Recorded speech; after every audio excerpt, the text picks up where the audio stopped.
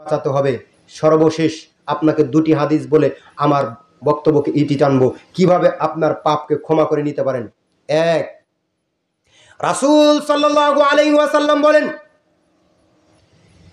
মান ক্বালা আস্তাগফিরুল্লাহ আল্লাযী লা ইলাহা ইল্লা হুয়াল হাইয়ুল কাইয়্যুম ওয়া আতুবু ইলাইহি গুফিরাত লাহু যুনুবাহু। কেউ যদি আস্তাগফিরুল্লাহ আল্লাযী লা ইলাহা ইল্লা হুয়াল হাইয়ুল কাইয়্যুম ওয়া আতুবু ইলাইহি পড়ে, তাহলে তার অতীত জীবনের সমস্ত পাপ ক্ষমা হয়ে যাবে। ওয়া ইন কানা ফাররা মিনাজ যাহাব, যদিও তার গুনাহের পরিমাণ সমুদ্রের ফেনার সমপরিমাণ হয়, তবুও তার পাপ কাজ ক্ষমা হয়ে যাবে।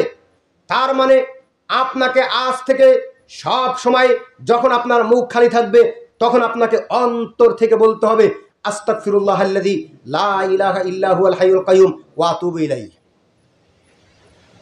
বুখারী মুসলিমের বর্ণনা এসেছে, রাসূল সাল্লাল্লাহু আলাইহি ওয়াসাল্লাম বলেন, আল্লাহুম্মা আনতা রাব্বি লা ইলাহা ইল্লা আনতা খলাকতানি ওয়া আনা আবদুকা ওয়া আনা আলা আহদিকা ওয়া ওয়াদিকা মাসতাতা'তু আউযু বিকা মিন শাররি মা সানাতু আবুউ লাকা বিনি'মাতিকা আলাইহি ওয়া আউযু বিকা বিশামরি মিন শাররি মা সানাতু।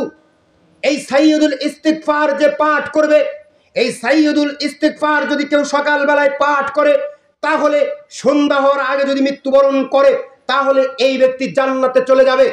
কেউ যদি সন্ধ্যাবেলায় পাঠ করে, রাত্রিবেলায় সূর্য ওঠার আগে যদি মৃত্যুবরণ করে, তাহলে সে জান্নাতে চলে যাবে।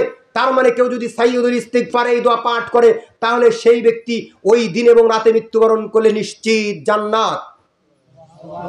কেউ যদি সকাল ও সন্ধ্যায় আয়াতুল কুরসি পাঠ করে, তাহলে তার জন্য বাধা হয়ে থাকে জান্নাতে যাওয়ার পথে শুধুমাত্র মৃত্যুবরণ করবে, আর আল্লাহ সুবহানাহু ওয়া তাআলা তাকে জান্নাতে দিয়ে দেবেন। আমরা সংক্ষিপ্ত তিনটে আমলের কথা বলেছি, এই তিনটে আমল আমরা করতে পারবো না ইনশাআল্লাহ। আল্লাহ আপনি আমাদেরকে এই তিনটে আমল করার জন্য তৌফিক দান করুন, আমিন। আল্লাহ আজকে